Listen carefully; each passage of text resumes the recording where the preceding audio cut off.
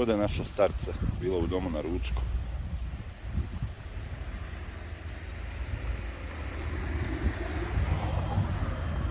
Ovdje ona je njezna vreća i cijeli život u vreći.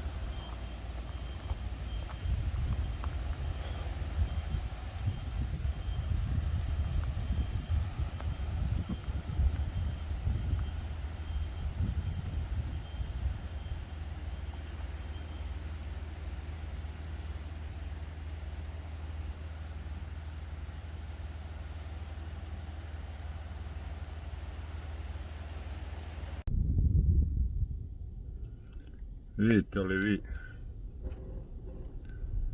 krava i konja koje su sinoć izašle van čobana?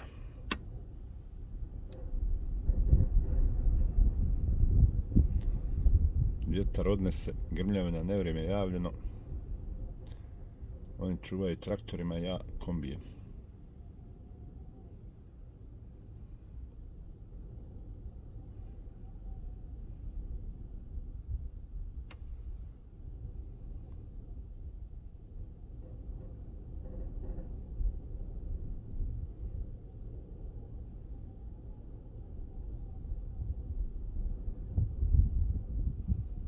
Ne ide Bela dole, imaju 6-7 pasa ogromni, nastradat će.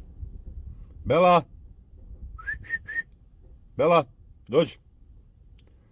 Dođi mala!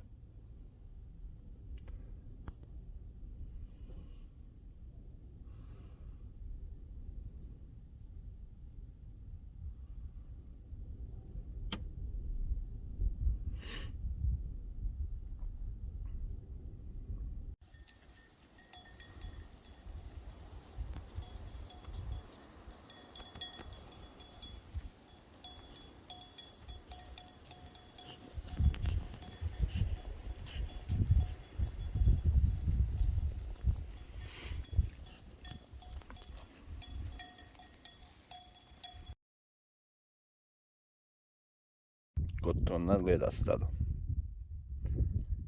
Bela naprijed, Kala od pozadi.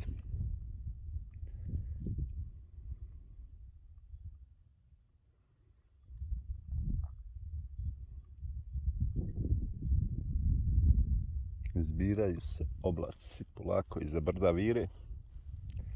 Sutra je kiša, grmljavina, cijeli dan. E onda nam ide četvrtak, petak. Opet nevrijeme i temperature će pas po noći na 0, po danu na 8. Gotovo je s lijepim vremenom. Malo rano ove godine počinje. Ali šta će?